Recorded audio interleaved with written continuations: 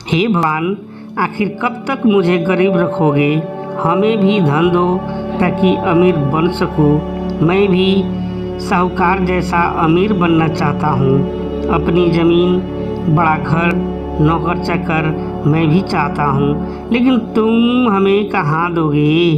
तुम तो अमीरों को और अमीर और गरीबों को और गरीब करते हो ना। कुछ समय बाद एक काला कौवा का झुंड उसके तरफ आता है और उसके सर के ऊपर काँव काँव करके चक्कर लगाने लगता है। रघु सोचता है, यह काला कौवा यहाँ क्यों आया? कहीं मेरे लिए कोई संदेश तो नहीं लाया है? लेकिन उसने काला कौवा से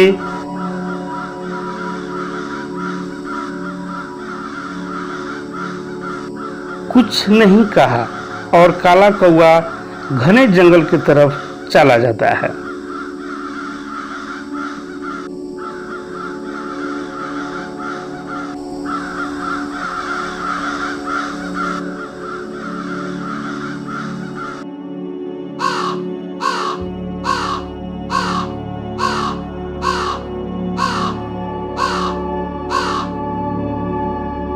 रघु खेत का काम खत्म करके घर लौट आता है और काला कौवा के बारे में सोचने लगता है।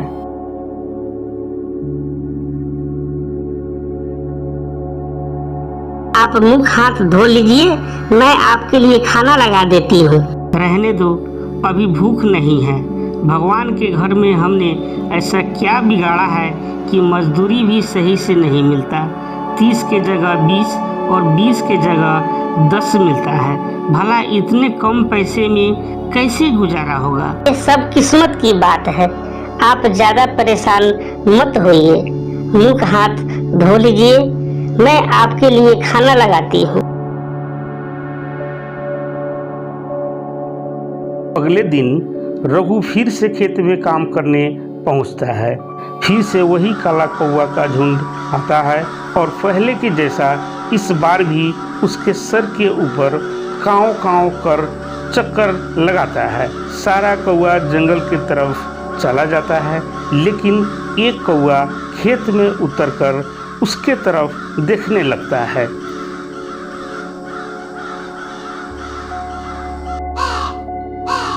काला कौवा, तुम यहाँ क्यों आए हो? क्या तुम मुझसे कुछ कहना चाहते हो?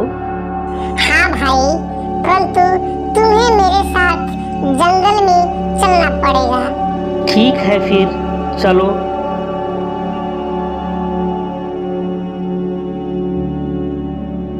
रघु काला कौवे के पीछे पीछे घने जंगल की ओर चल पड़ता है। काफी दूर चलने के बाद, अरे काला कौवा, और कितना दूर चलाओगे? बस थोड़ी दूर और भैया।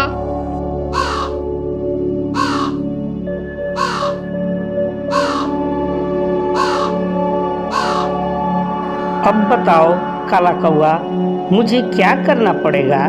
पेड़ के नीचे मेरा एक बाकस है जो हमसे निकल नहीं रहा है। क्या तुम उसे जमीन में दबे बाकस को निकालने में मेरी मदद करोगे? वाह रे काला कौवा, तुम भी मेरे गरीबी का आनंद उठाना चाहते हो। चलो ठीक है, तुम्हारा बाकस निकाल दूंगा, लेकिन मुझे क्या मिलेगा? पेड़ के नीचे से जो निकलेगा वो तुम्हारा हो जाएगा। इतना सुनते ही रघु जमीन खोदना शुरू कर देता है। जमीन से सोने का एक बाकस निकलता है। यह देख रघु बहुत खुश हो जाता है। अरे, ये तो सोने का बाकस है।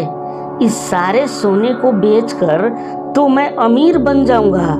अब मेरे पास भी सब कुछ होगा, अपनी जमीन, बड़ा घर, नौकर चाकर। मैं तो धन्य हो गया काला कौवा। मैं तुम्हारे इस उपकार को कभी नहीं भूलूंगा। बच्चे, उस सोने के सिक्के से भरे बड़े बाकस तुम्हारा नहीं है। तुम्हें उस सोने के सिक्के को एक एक करके लोगों में बांटना है और तुम्हारे अंदर धन की लोभ लालच या इसे लोगों में नहीं बांटा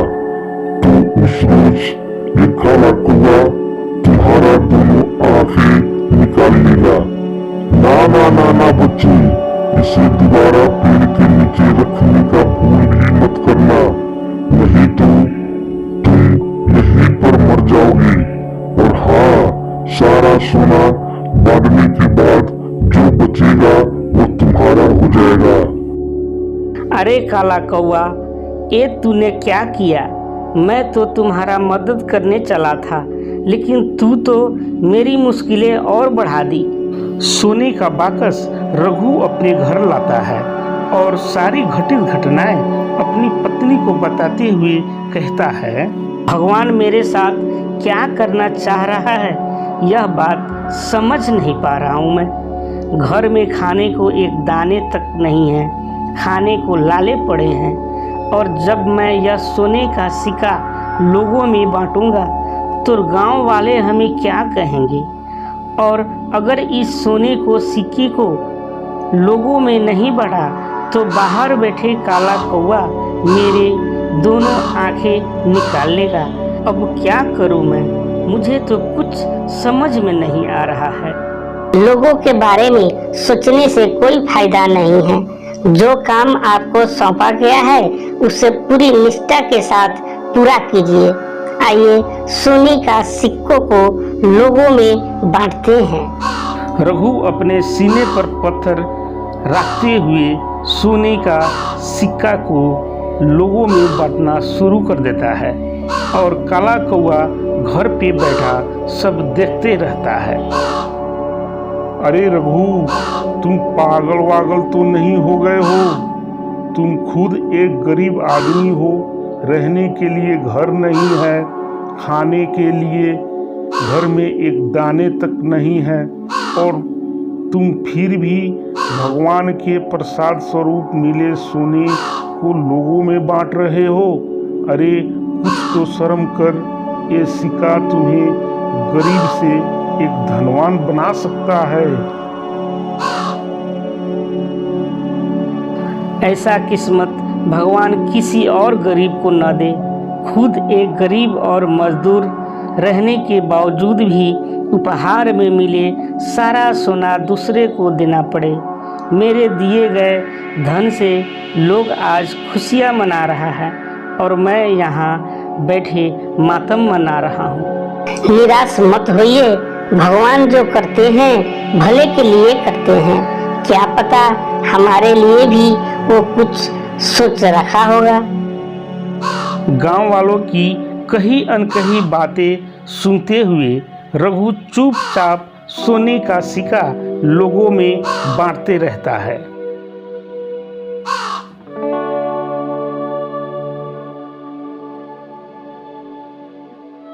मालिक, सुना है कि अपना रघु लोगों में सोने का सिक्का बांट रहा है। हाँ मुनीम जी, मैंने भी सुना है, लेकिन उतना सोना का सिक्का उसके पास कहाँ से आया जो गांव वालों में बांट रहा है? चलो देखता हूँ। ये देखो मुनीम जी, ये तो वही कहावत हो गई, लंगूर के हाथों में अंगूर। जैसे कि बंदर को घी नहीं पचता, बस वही बंदर है रघु। अरे तुम्हारे पास ज्यादा है तो मुझे दे दो, मैं इन सोने के सिक्कों को सजा के रखूंगा। मैं इन सिक्कों को एक साथ किसी को नहीं दे सकता मालिक। हमें इन सिक्कों को एक एक करके लोगों में ही बांटना है।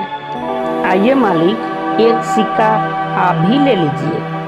चलो फिर ठीक है, बहती गंगा में मैं भी डुबकी लगा लेता हूँ।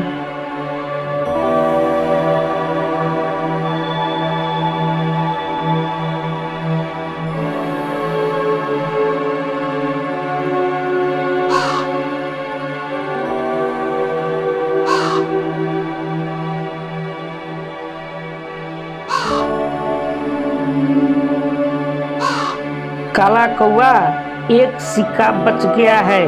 अब इस सिक्के को किसको दूं? गांव के मंदिर का बाबा सिक्का लेने नहीं आया है। चलो ये सिक्का उन्हें दे आता हूँ। बाबा, सबने सिक्का लेने पहुंचा, लेकिन आप नहीं आए। ये लीजिए आपका सोने का सिक्का। नहीं पुत्र, मैं भला इस सोने का सिक्का क्या करूँगा? यह तुम किसी और को दे दो। सब ने ले लिया है बाबा, बस यह आपके हिस्से का रह गया है। आप इसे मंदिर के विकास कार्य के लिए उपयोग कर सकते हैं। अच्छा तो फिर दे दो।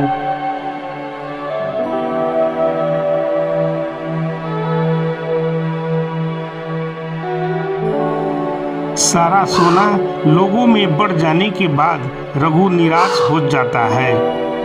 अब बोलो काला कौवा, तुम्हारे मुताबिक मैंने सारा सोना का सिक्का लोगों में बांट दिया, लेकिन मेरे हाथ कुछ नहीं आया।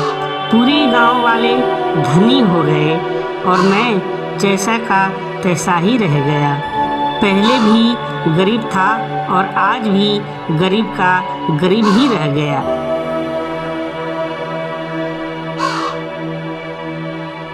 अरे काला कौवा, ये हम कहाँ आ गए और यह किसका घर है?